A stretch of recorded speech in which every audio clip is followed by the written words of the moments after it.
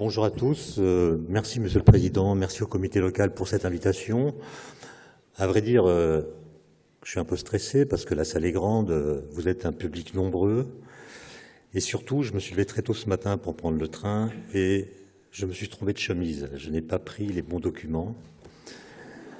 J'avais beaucoup travaillé. J'ai écrit un texte que j'ai intitulé « Le temps est-il un cas de conscience ?» c'est-à-dire est-ce que le temps est quelque chose qui est produit par la conscience ou est-ce qu'on peut imaginer que le temps a une objectivité, une réalité qui serait la même si nous n'en avions pas conscience.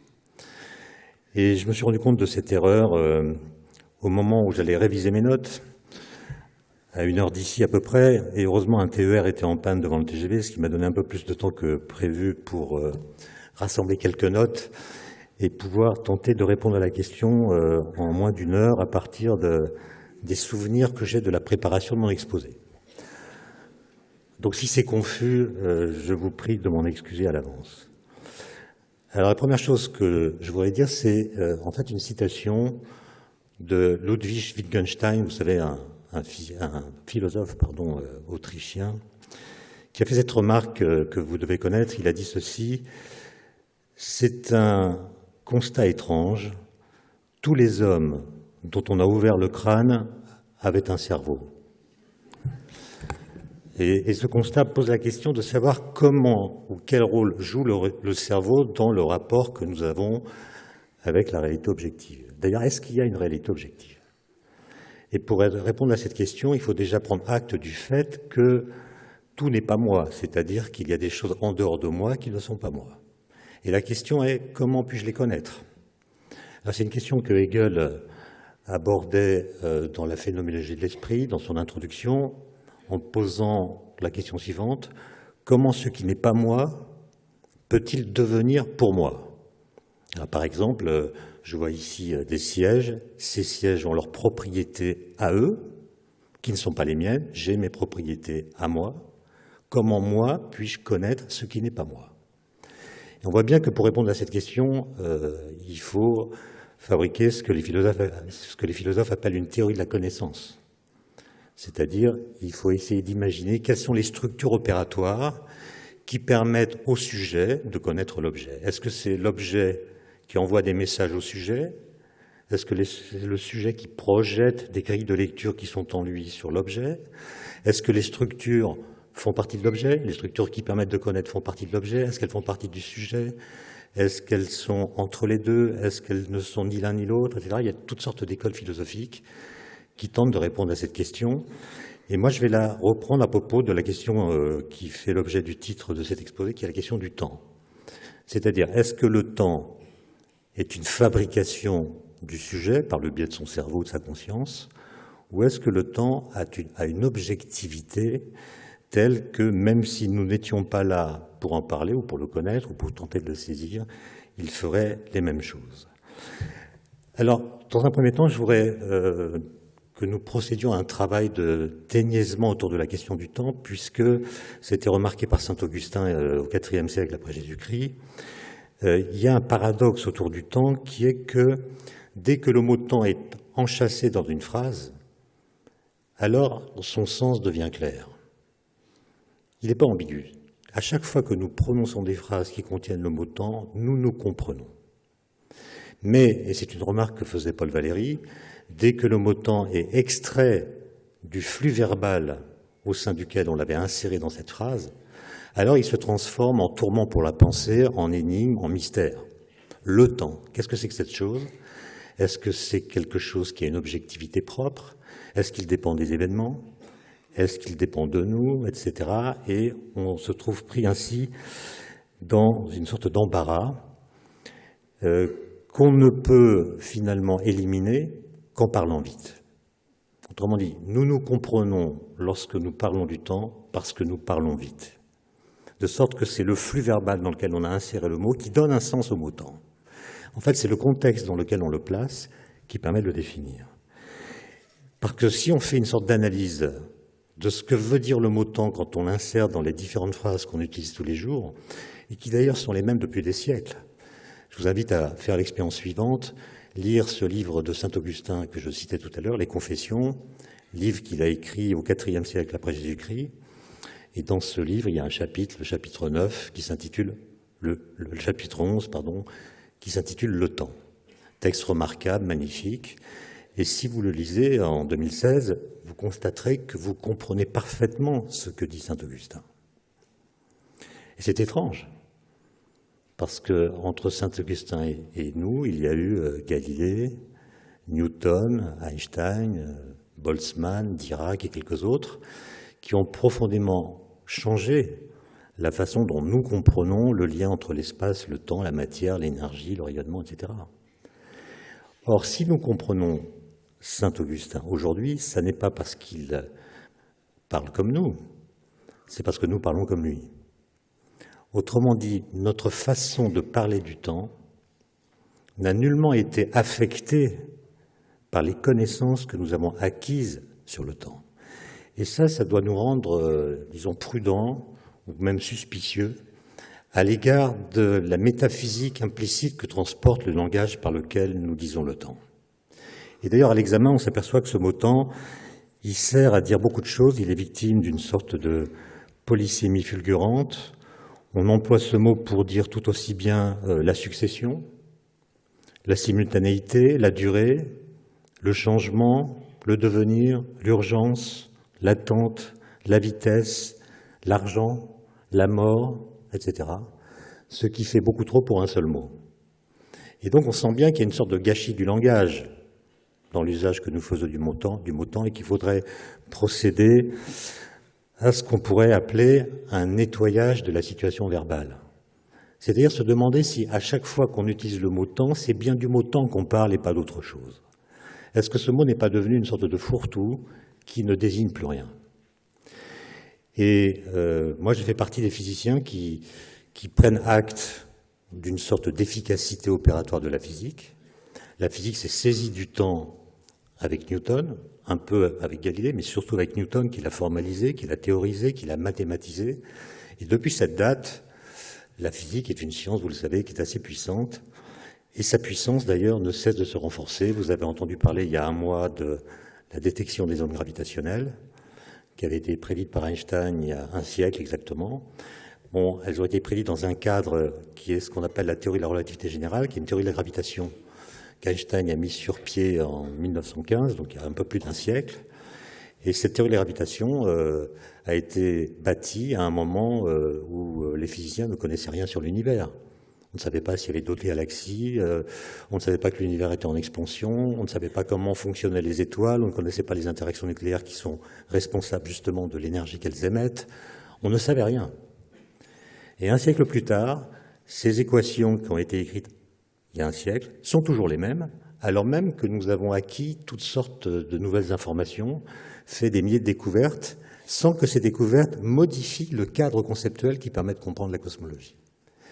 De la même façon, il y a 3 ans, vous vous souvenez qu'on a annoncé la découverte du boson de Higgs, une particule qui est responsable de la masse des particules élémentaires, c'est une sorte de champ quantique associé à ces particules.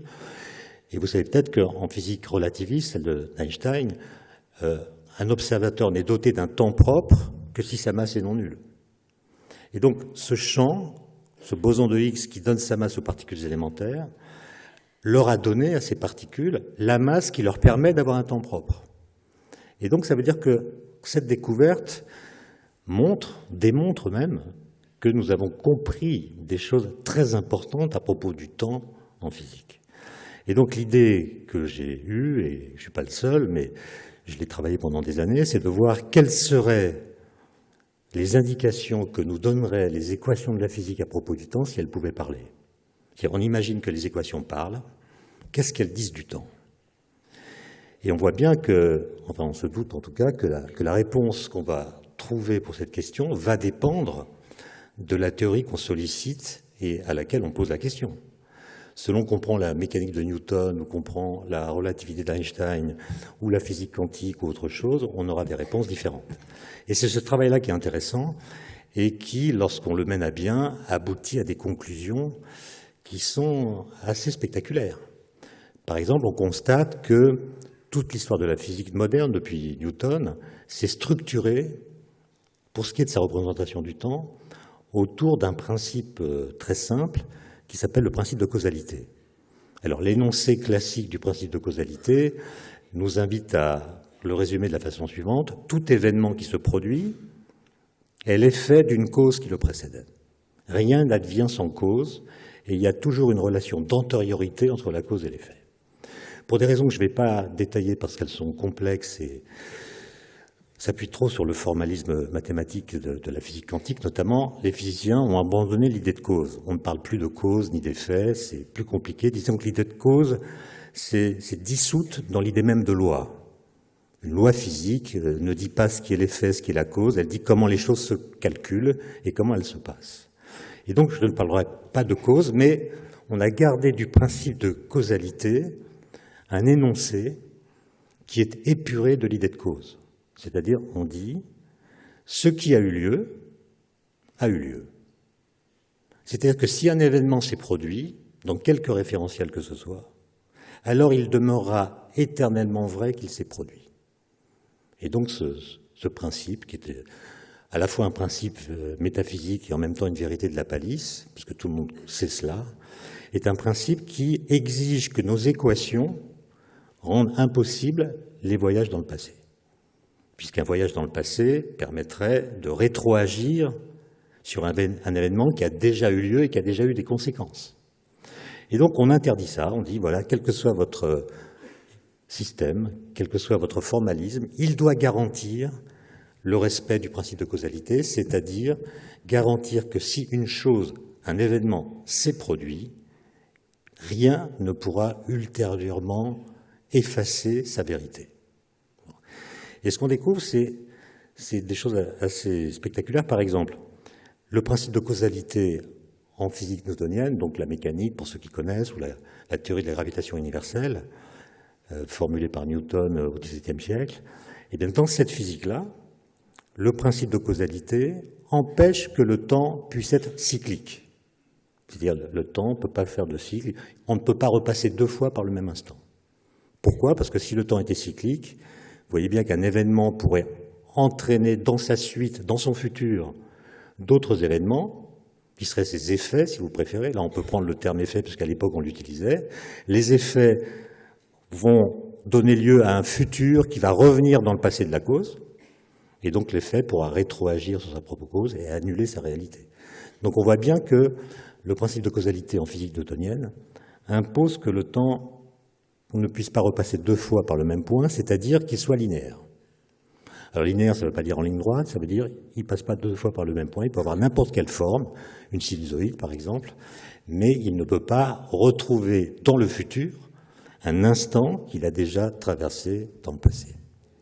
Maintenant, si vous prenez la théorie de la relativité d'Einstein, qu'il a publiée en 1905, là je parle de la relativité restreinte. Vous savez, Einstein est un type qui avait un cerveau spécial, et surtout il avait de la suite dans les idées. Ce qui est toujours mieux que d'avoir des idées dans la suite, comme ça a été démontré récemment par un ancien ministre. Bon. J'espère que c'est pas... Non. Ça m'a échappé. Non, disons plutôt que c'était nerveux, voilà. Et donc, Einstein avait de la suite dans les idées. Quand il avait 16 ans, il avait démissionné du lycée où il étudiait à Munich à cause de l'ambiance qui était trop militaire. Et il s'est posé des questions toutes bêtes. On pourrait dire des questions d'enfants, sauf que les enfants ne se les posent pas. Donc c'est des questions d'enfants posées par un cerveau génial. Et il avait l'art de trouver des situations, de s'imaginer dans des situations qui allaient montrer comment les principes de la physique s'expriment dans ces situations qu'on ne peut pas réaliser concrètement, mais qu'on peut imaginer. Et à l'âge de 15 ans, donc, il imagine qu'il est à cheval sur un rayon de lumière. À l'époque, on pense que la lumière est faite d'ondes électromagnétiques. Et donc, être à cheval sur une onde électromagnétique, c'est être dans la position d'un surfeur qui est sur la crête d'une vague. Et un surfeur qui est sur la crête d'une vague, il voit d'autres vagues devant lui ou derrière lui qui sont immobiles par rapport à lui, puisqu'il se déplace lui-même avec le train de vague. Et donc, ce que voit le surfeur sur la crête de la vague, c'est un système d'ondes, les vagues, qui sont stationnaires, des ondes qui ne bougent pas. De la même façon, si vous êtes à cheval sur un rayon de lumière, constitué d'ondes électromagnétiques, vous verrez devant vous et derrière vous des ondes qui ne bougent pas, ce qu'on appelle des ondes stationnaires. Donc en fait, vous verrez de la lumière immobile. Alors Einstein dit, la lumière immobile, est-ce que ça peut exister, ça? C'est bizarre. La lumière est toujours en déplacement, donc comment est-ce qu'il peut y avoir de la lumière immobile? Est-ce que l'expérience que j'ai imaginée est une expérience absolument impossible à faire? Ou bien est-ce qu'il y a quelque chose qu'on n'a pas compris dans la façon de décrire la lumière? Et ça va le travailler pendant des années. Et en 1905, quand il a 26 ans, il est ingénieur à Berne, à l'Office fédéral de la propriété intellectuelle, et il va comprendre les conséquences de cette expérience de pensée qu'il a menée, et ça va le conduire à une nouvelle théorie de l'espace et du temps, qu'on appelle la relativité restreinte. C'est-à-dire que la séparation que nous faisons entre l'espace et le temps n'est pas une séparation absolue. Dans cette salle, ce qu'on appelle le temps, c'est ce qu'on peut mesurer avec nos montres. Ce qu'on appelle l'espace, c'est ce qu'on peut mesurer avec une règle. Cette séparation nous paraît absolue. Or, Einstein démontre que pour quelqu'un qui sera en déplacement par rapport à nous, il y aurait toujours une distinction entre l'espace et le temps, mais cette distinction, cette séparation, ne passerait pas au même endroit que pour nous. Il y a une partie de ce qu'on appelle l'espace qui deviendrait du temps, et il y a une partie de ce que nous appelons le temps qui deviendra de l'espace. Autrement dit, la séparation entre l'espace et le temps est une séparation relative qui dépend du référentiel depuis lequel on tente de la mesurer. Et il va s'appuyer pour construire cette théorie sur l'idée que la vitesse de la lumière, et c'est la réponse à l'expérience de pensée qu'il avait imaginée à l'âge de 15 ans, la vitesse de la lumière est invariante. C'est un absolu. C'est-à-dire la vitesse de la lumière est indépendante de la vitesse de la source qui émet cette lumière, et elle est indépendante de la vitesse de l'observateur qui mesure cette vitesse. Et ça, c'est quelque chose de très difficile à comprendre. Ça implique par exemple que si vous courez après un rayon de lumière, à une vitesse qui peut être très grande, j'imagine que vous êtes un super-héros et que vous allez courir à la vitesse de la lumière moins une petite quantité, vous allez penser que la vitesse de la lumière par rapport à vous, qui courez presque à sa vitesse, ça va être une grandeur très faible. Et Einstein vous dit non. Même si votre vitesse s'approche de la vitesse de la lumière par rapport à vous, c'est la vitesse de la lumière. Donc c'est pas la peine de courir.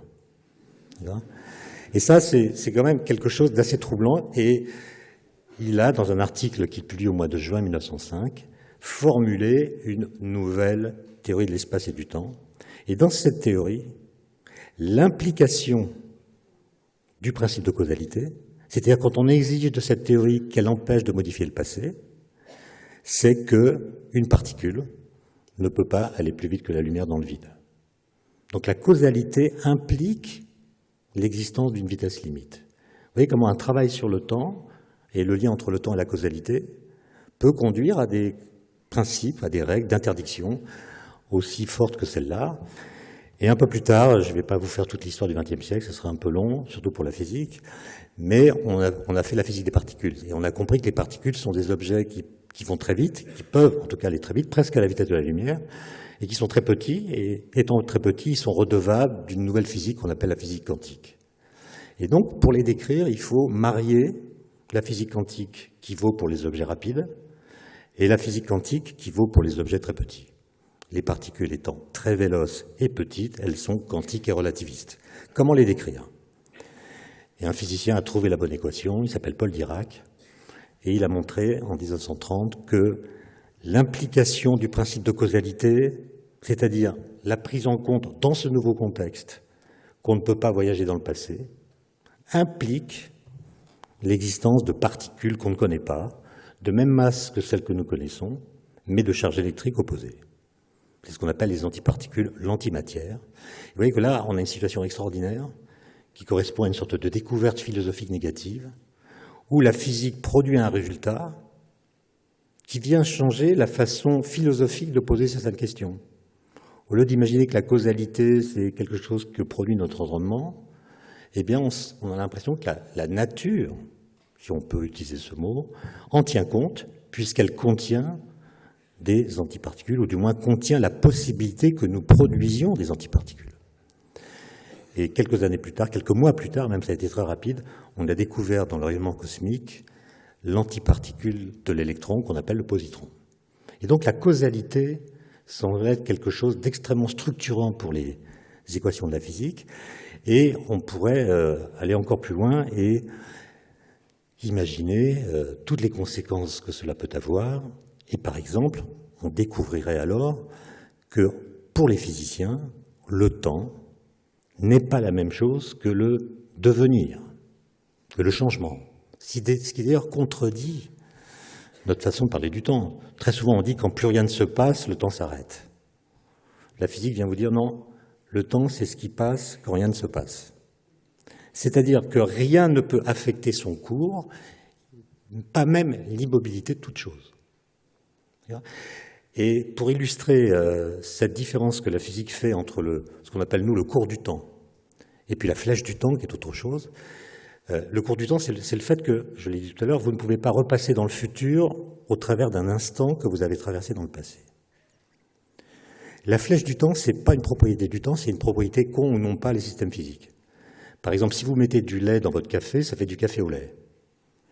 Et la physique vous dit que vous ne retrouverez jamais, dans le futur, l'état initial, c'est-à-dire du café d'un côté et du lait de l'autre. Autrement dit, il y a une irréversibilité du processus qui advient. Et ce qu'on appelle la flèche du temps, c'est l'impossibilité qu'a votre système de retrouver dans le futur l'état qu'il a connu dans son passé. Et vous voyez que la flèche du temps, elle concerne, c'est le vrai devenir, c'est-à-dire ça concerne l'irréversibilité des phénomènes, qu'il faut distinguer de l'irréversibilité du temps même, qui est l'impossibilité de retrouver dans le futur un instant qu'on a déjà traversé dans le passé. Peut-être certains d'entre vous connaissent-ils l'œuvre d'un peintre polonais qui est mort il y a quelques années, qui s'appelait Roman Opalka. J'ai eu la chance de le rencontrer et j'ai pu voir que sa production artistique est une illustration de ce que je viens de dire. Vous savez, à partir de 1964, enfin, il vivait à Varsovie, il avait rendez-vous avec sa femme, c'était l'époque où il n'y avait pas de téléphone portable, elle est en retard, et en l'attendant, il ressent ce qu'il appelle la compacité du temps, c'est-à-dire il comprend que le temps se déploie d'une façon sur laquelle nous ne pouvons pas agir. Si un événement doit avoir lieu dans le futur, tant qu'il n'a pas eu lieu, on ne peut que l'attendre. Et ce n'est pas le fait de le désirer davantage qui va précipiter son advenu, c'est même le contraire. Et cette remarque toute simple que chacun d'entre nous peut faire, lui, il va la transformer en obsession. Et à partir de 1964, il va peindre tous les jours sur des tableaux calibrés, avec une peinture blanche sur un fond noir. Il va peindre la suite des nombres entiers. 1, 2, 3, etc. Et il va faire ça pendant 50 ans. Il va arriver jusqu'à 4 millions et quelques. Et à chaque fois qu'il a terminé un tableau, il se prend en photo. Il se prend en photo dans la même tenue, avec le même éclairage, le même appareil, etc. Et il produit ainsi une œuvre dans laquelle il intercale les tableaux qui montrent la suite des nombres entiers, son visage, puis un autre tableau, etc. Et donc il produit une œuvre qui sépare le cours du temps de la flèche du temps. Tous les nombres entiers sont différents les uns des autres, mais ils sont tous produits de la même façon, c'est-à-dire en ajoutant une unité au nombre précédent. Et là, on voit le cours du temps. Les nombres entiers sont l'équivalent des instants, qui sont tous différents, mais en même temps sont tous produits de la même façon par le temps. Et puis son visage, à mesure que les années passent, que les tableaux se succèdent, lui se marque de rides, les cheveux blanchissent, etc. Et là, on voit la flèche du temps, c'est-à-dire le fait que le temps en passant accompagne son vieillissement, sans qu'on puisse dire que le temps soit responsable de son vieillissement. C'est pas le passage du temps qui nous fait vieillir. Ce qui nous fait vieillir, c'est ce qui se passe dans le temps. Et donc, voilà, on pourrait continuer comme ça à explorer pendant des heures les implications de l'efficacité de la physique sur la façon de penser le temps. Avec cette idée que la physique serait le monsieur propre du langage, et qu'en l'écoutant, alors à la fin, on saurait parler comme il faut du temps. Mais il y a une réserve à cela. C'est-à-dire, vous pourriez me l'objecter. Et cette réserve, c'est finalement, c'est Newton qui a introduit le paramètre T dans les équations de la physique. C'est le premier qui ait utilisé cette variable au sein d'une équation. Et la question est la suivante. Par quel stratagème intellectuel et à partir de quelle conception préalable du temps Newton a-t-il choisi d'appeler temps cette variable t qui n'a aucune des propriétés que nous attribuons au temps? Alors, moi, je me suis posé cette question il n'y a pas très longtemps, je dois dire, mais j'ai interrogé des historiens et ils ne savent pas. Autrement dit, vous voyez, quand vous avez des équations mathématiques avec des variables, choisir de les nommer en reprenant un mot qui existe déjà dans le langage, c'est laisser entendre que cette chose qui est présente dans le langage se retrouve telle qu'elle dans les équations. Autrement, pour dire que cette variable, c'est le temps, il faut d'une certaine façon déjà savoir ce qu'est le temps avant même d'avoir les équations. Autrement dit, il faut projeter une image que l'on a du temps dans la façon de le nommer. Et donc la question, c'est quelle est l'image qu'avait Newton? Et il aurait très bien pu dire, cette variable t qui apparaît dans mes équations, c'est tout à fait autre chose que le temps. Il aurait pu l'appeler truc, ou trick en anglais. D'accord? Et si ça avait été le cas, vous voyez que vous n'inviteriez pas un physicien pour parler du temps.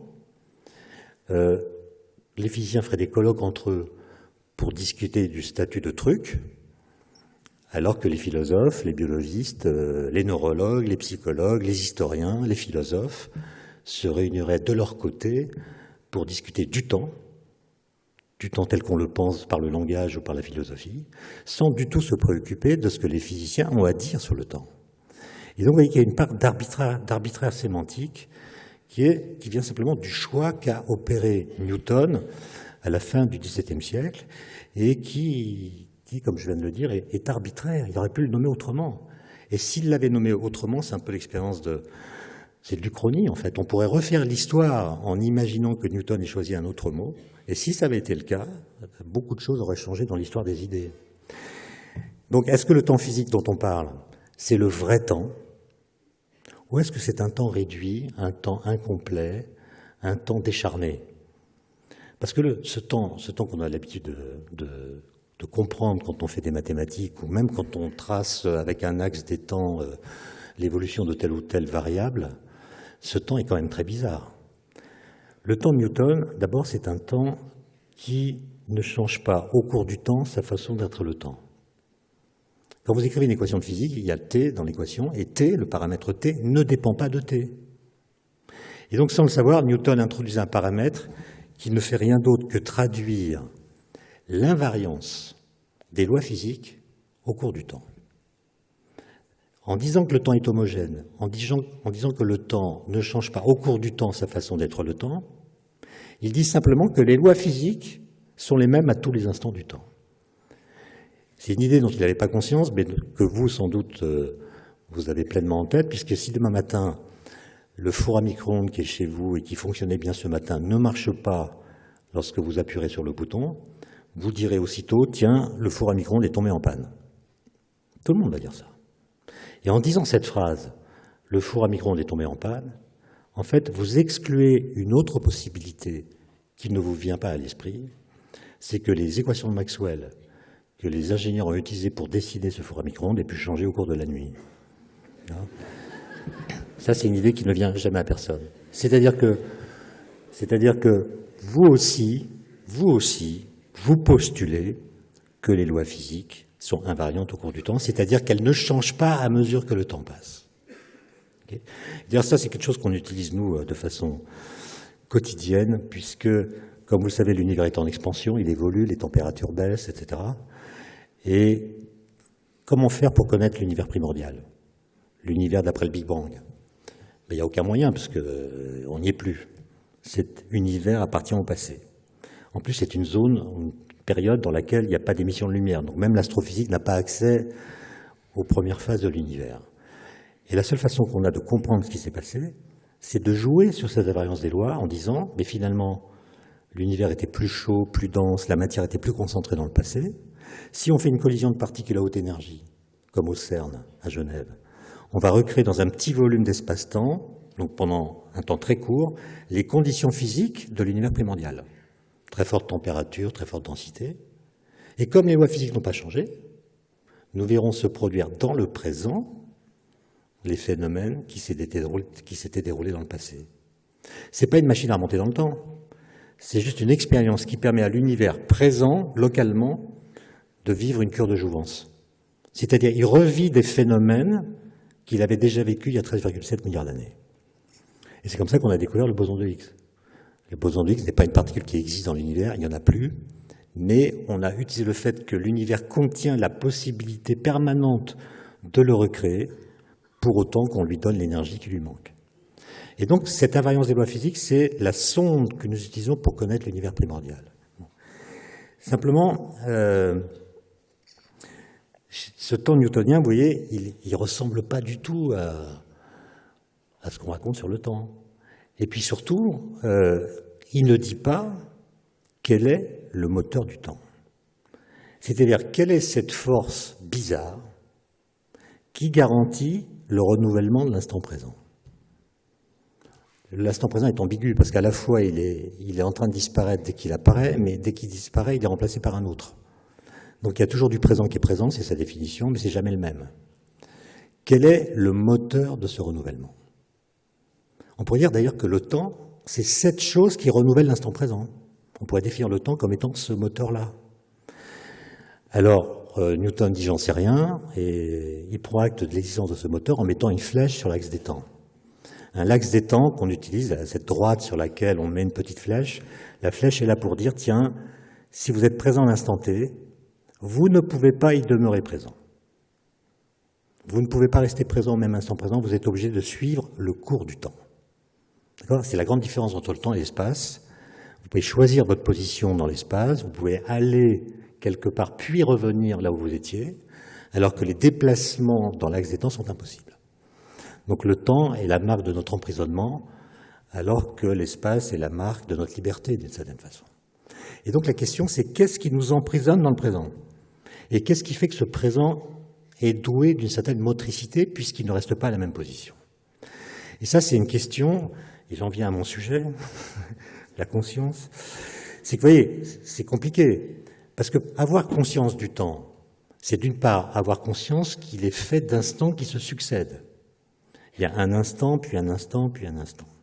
Mais avoir conscience du temps, c'est d'une part procéder à cette analyse, au sens propre du terme, c'est-à-dire on analyse le cours du temps, il y a un instant, puis un instant, et un instant, mais c'est aussi comprendre que ces instants successifs font partie d'une même série. C'est pas un instant, puis un instant, puis un instant, c'est un premier instant, puis un deuxième, puis un troisième, etc. Autrement dit, pour avoir l'idée d'un cours du temps, il faut avoir l'idée d'un continuum. Et c'est là que la conscience intervient. Parce que la conscience, c'est la grande thèse de Husserl et des phénoménologues, la conscience fait cohabiter dans son propre champ des instants successifs qui ne peuvent pas coexister. Puisque pour le temps physique, il ne peut pas y avoir deux instants en même temps. Tout instant qui se présente chasse le précédent, donc ils ne peuvent pas coexister. Alors que la conscience, elle fait un travail d'intégration, comme je le disais, des différents instants. Je crois même, vous savez ça mieux que moi, mais je crois que si je bouge mon doigt devant mes yeux, je vais voir l'intégralité de la trajectoire. Je vais voir tous les points qu'a parcouru mon doigt dans l'espace. Ça veut dire que ma vision est capable de voir des positions comme si elles étaient synchrones, alors qu'en fait, elles se sont déployées selon une série temporelle par laquelle toute position étant abandonnée laisse place à une autre position qui est différente. Ce que je ne perçois pas, je perçois l'intégrale. Cela veut dire que pour avoir conscience de l'existence d'un cours du temps, il faut une intervention de la conscience. Descartes lui-même l'avait déjà remarqué, vous savez, c'est l'anecdote qu'il raconte dans la 7e métaphysique, je crois, l'anecdote du père Bourdin. Le père Bourdin, c'est un prêtre, un curé de paroisse, qui est réveillé la nuit par la cloche de l'église, qui sonne 4 fois ding, ding, ding, ding, ding. Et le curé est affolé, et il se dit, tiens, la cloche a sonné 4 fois 1 heure. D'accord? Il n'a pas intégré. Il n'a pas intégré qu'elle sonnait en fait 4 heures. Donc, on fait la même chose avec les instants. On est capable d'intégrer.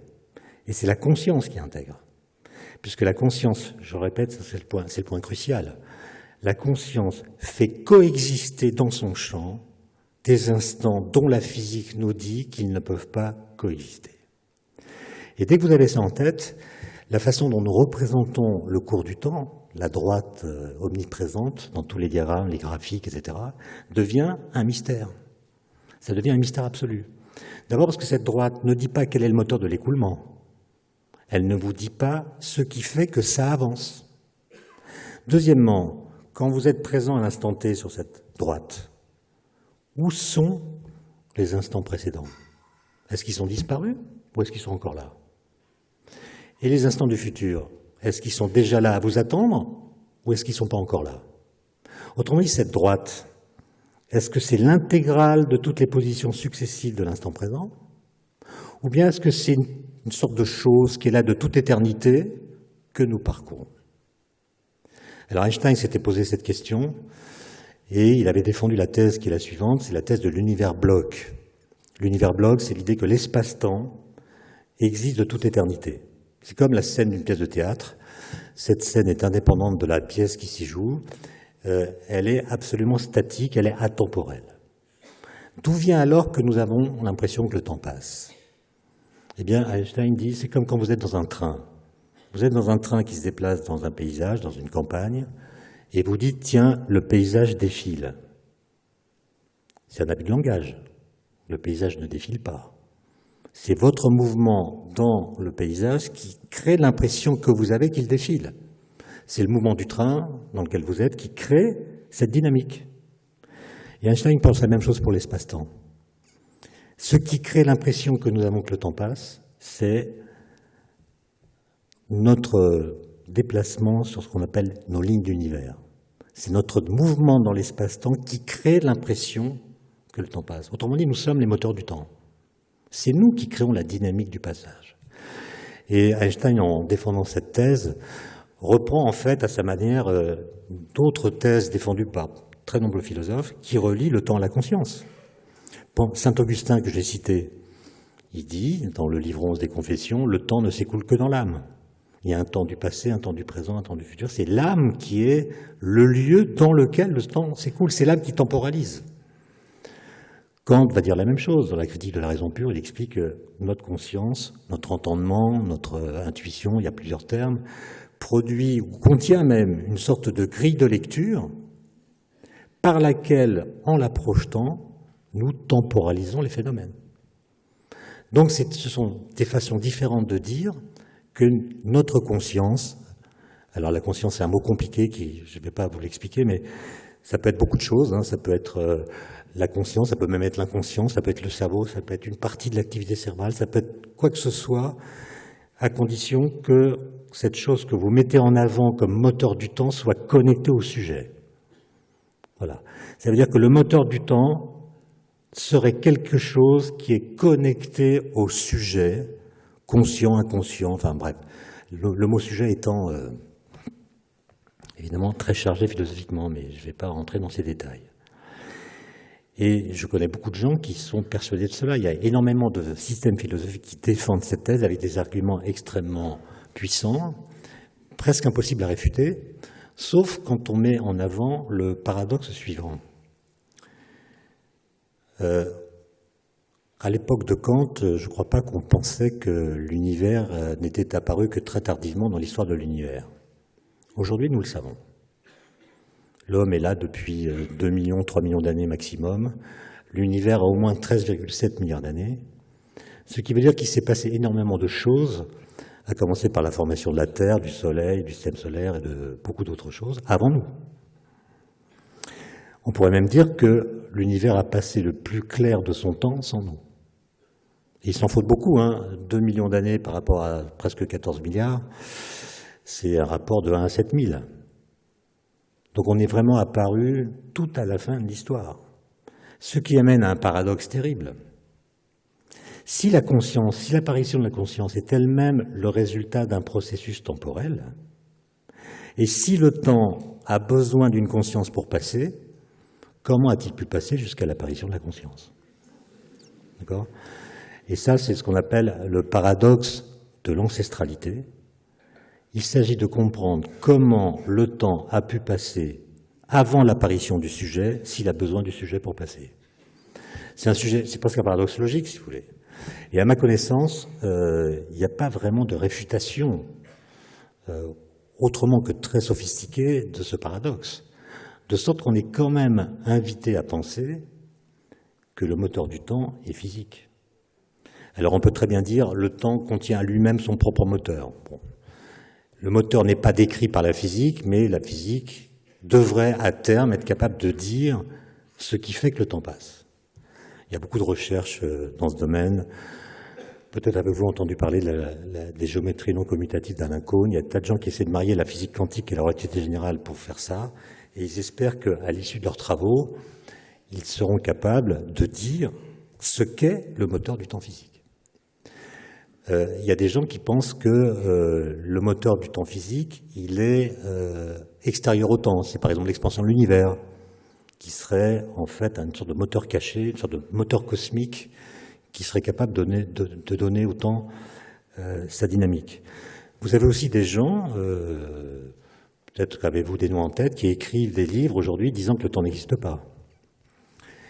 Et là, on tombe sur des difficultés, parce que dire le temps n'existe pas, ça suppose de connaître le temps. Pour dire qu'une chose n'existe pas, il faut la connaître très exactement pour être sûr qu'elle n'existe pas et qu'aucun de ses avatars n'existe. C'est comme pour démontrer que Dieu n'existe pas, c'est compliqué. Parce que pour dire que Dieu n'existe pas, il faut connaître Dieu. Ce qui est difficile s'il n'existe pas. Donc c'est pareil pour le temps. D'accord. Et donc, quand quelqu'un dit le temps n'existe pas, il faut l'interroger sur qu'est-ce qu'il appelle le temps dans la phrase le temps n'existe pas. Alors si c'est un physicien, il va vous dire le temps n'existe pas parce que le temps de Newton n'existe pas. C'est vrai, le temps de Newton n'existe pas, il est remplacé par le temps d'Einstein. Enfin, plutôt par l'espace-temps. Et puis même, l'espace-temps d'Einstein est difficilement compatible avec la mécanique quantique, donc peut-être que lui-même n'existe pas. Mais c'est pas parce que ces temps qui sont dans les théories sont contredits par d'autres théories qu'on a le droit de dire que le temps dans l'absolu n'existe pas. C'est comme si vous voyez à n'importe quel point de la surface de la Terre, vous pouvez définir une verticale. Quand vous changez de point, c'est plus la même verticale. Donc ça n'est en fait jamais la même verticale. Donc la notion de verticale n'est pas absolue. Et vous pourriez dire, puisqu'elle n'est pas absolue, l'idée même de verticale est absurde. Non, c'est aller trop vite. Certes, la verticale n'est pas la même en tous les points, mais il est universellement vrai qu'en tout point, il y a une verticale. Voilà. Et la relativité, c'est un peu ça qu'elle dit. Elle vous dit qu'il n'y a pas de temps absolu, il n'y a pas de temps universel, mais il est universel que tout observateur ait son temps propre. J'ai mon temps propre, c'est celui qu'indique ma montre. Vous avez votre temps propre, c'est celui qu'indique votre montre.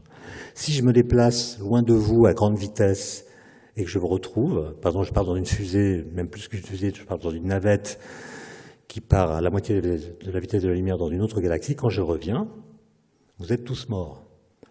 Ça ne veut pas dire que j'ai vécu plus longtemps que vous. Ça veut dire que j'ai voyagé dans votre passé, ce qui est votre futur, pardon. J'ai voyagé dans votre futur, je suis allé plus loin que vous, non. Mais ça veut dire que moi j'ai vécu plus longtemps. Le principe de base de la relativité, c'est le mouvement est comme rien. Tout simple, le mouvement est comme rien. C'est-à-dire quand je suis en mouvement, tout se passe comme si je n'étais pas en mouvement. C'est ce qui permet de prendre le train. Les lois physiques dans un train qui avance en ligne droite, à vitesse constante, sont les mêmes qu'à la gare. Si les lois physiques étaient différentes dans les trains en déplacement que dans les gares, on ne pourrait pas voyager. Et donc, si moi je m'éloigne de vous, même à très grande vitesse, ça ne changera rien pour moi. Mon rythme cardiaque sera le même, mon espérance de vie sera la même. Vous restant ici, vous aurez le même rythme cardiaque qu'avant, la même espérance de vie. Simplement, mon temps propre, du fait que je me déplace dans l'espace, va se désynchroniser du vôtre. C'est ça la leçon de la relativité. Ça ne veut pas dire que le temps n'existe pas. Ça veut dire qu'il existe un temps pour tous les observateurs et le temps qu'il possède est un temps qui lui est propre. Voilà. Enfin, puisque je dois bientôt terminer, je vais maintenant aborder la question qui sans doute vous touche le plus, en tant que neurologue ou neuroscientifique, c'est la question du statut du présent. Et une question qui a tourmenté Einstein juste à la fin de sa vie, parce qu'il n'avait pas conscience de ce problème. Et je vais vous donner une citation par laquelle il marque l'angoisse terrible dans laquelle l'a plongé le constat de cette difficulté. La difficulté est la suivante. En relativité, il n'y a pas de présent universel, je l'ai dit. C'est-à-dire, c'est impossible de voir le présent. Le présent est une notion locale. Le présent, en relativité, il est défini par votre présence. Pensez à l'univers bloc de tout à l'heure. Nous sommes à Nantes. Pendant que nous sommes à Nantes, Paris et Strasbourg existent, mais nous n'y sommes pas. Autrement dit, Paris... Qu'est-ce que j'ai pris comme exemple? Strasbourg? Et on est où? On est à Nantes. Alors, je recommence. Donc, nous sommes à Nantes, c'est le lieu de notre présence. Pendant que nous sommes à Nantes, Paris et Strasbourg existent tout autant, mais nous n'y sommes pas. Par contre, la réalité de ces trois villes est exactement la même. Ce qui les différencie pour moi, c'est non pas leur réalité propre, mais ma présence. Mais Einstein pense la même chose pour tous les événements. C'est-à-dire que tous les événements du passé sont là, tous les événements futurs sont là, et les événements de présent, c'est ceux auxquels je suis présent. Okay ? Et il n'y a pas de présent dans l'univers, puisque quand vous regardez une étoile, comme vous le savez, quand vous voyez la lumière qu'elle nous envoie, c'est l'étoile telle qu'elle était dans le passé au moment où elle a mis sa lumière. Elle a émis sa lumière. Donc on ne voit jamais le présent de l'étoile. On ne voit que le passé de l'univers. Et plus on regarde loin, plus on voit un passé lointain. Donc il n'y a pas de présent de l'univers. Le présent est une notion locale. Bon. Mais vous conviendrez avec moi que le présent, pour nous, a une sorte d'éclat particulier. Ce n'est pas un instant comme les autres. Et si je parle même d'un temps épaissi par la conscience, c'est quelque chose de très particulier. Notre rapport au présent en fait quelque chose qui est beaucoup plus éclatant, beaucoup plus exubérant, on pourrait dire, que le passé ou le futur.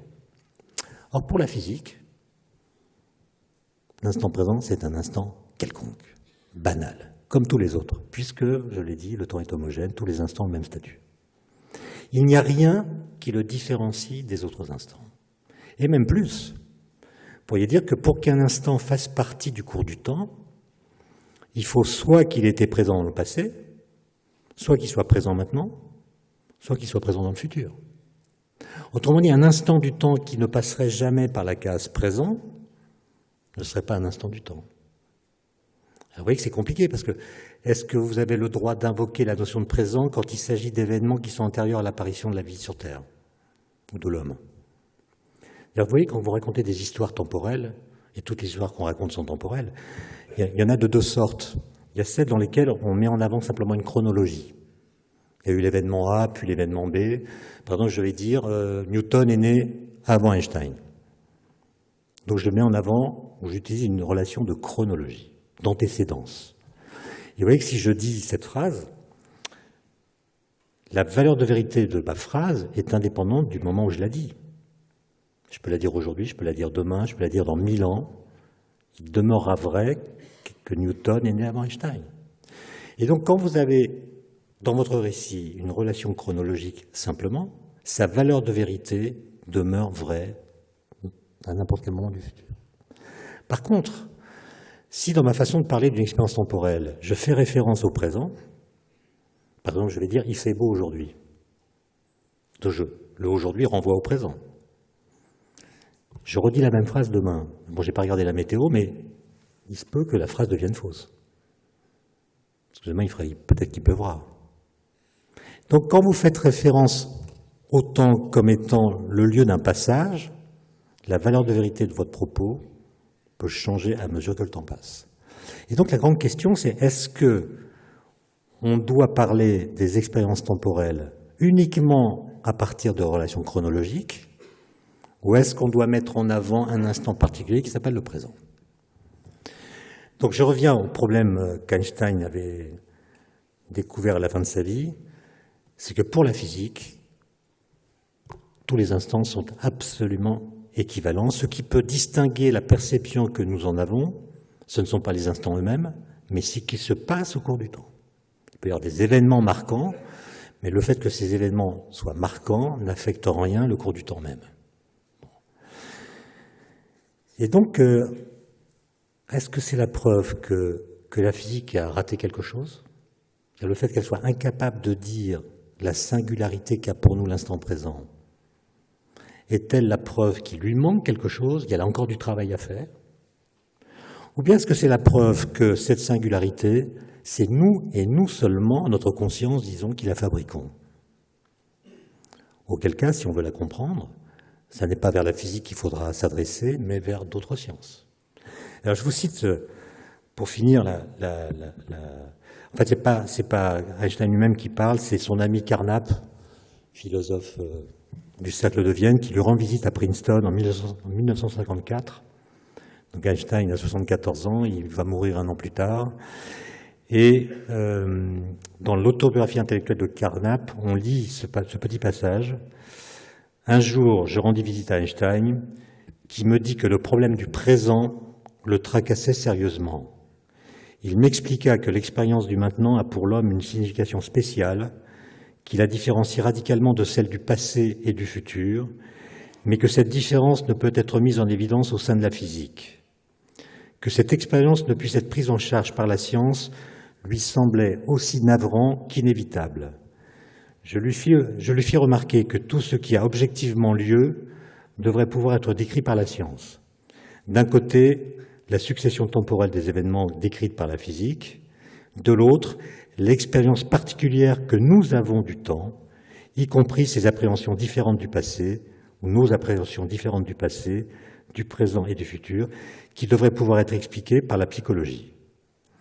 Mais Einstein pensait que les descriptions scientifiques ne sont pas faites pour combler nos attentes d'êtres humains, qu'il y a quelque chose d'essentiel à propos du présent qui demeure hors du domaine de la science. » Fin de citation.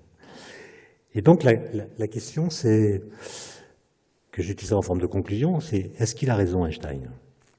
C'est-à-dire, la structuration mathématique du temps physique rend équivalent tous les instants, je l'ai dit, mais il reste à comprendre la singularité qu'a pour chacun d'entre nous chaque instant présent. Est-ce que la physique pourra, à elle seule, résoudre ce problème? Cela supposerait qu'elle devienne capable de décrire, en termes exclusivement physiques, l'intégralité de notre expérience du temps. Mais si le cours du temps est au contraire dépendant d'une façon ou d'une autre de notre subjectivité, si la conscience que nous en avons joué un rôle dans sa dynamique, à quelles autres sciences devrons-nous faire appel? Aux sciences cognitives? Aux neurosciences?